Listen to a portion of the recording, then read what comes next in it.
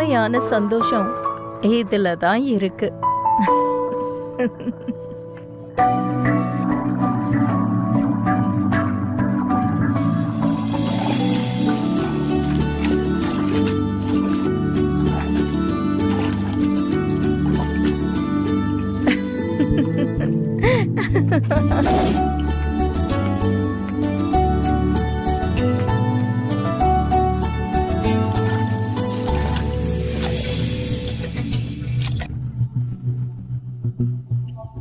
திருட்டுத்தனமா பாக்குறதுல என்ன கிடைக்க போகுது?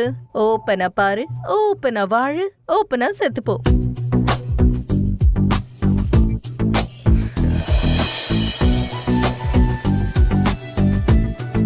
இப்போ பாக்குறேன் என்கிட்ட இருந்து எப்படி தப்பிச்சு போவான்னு.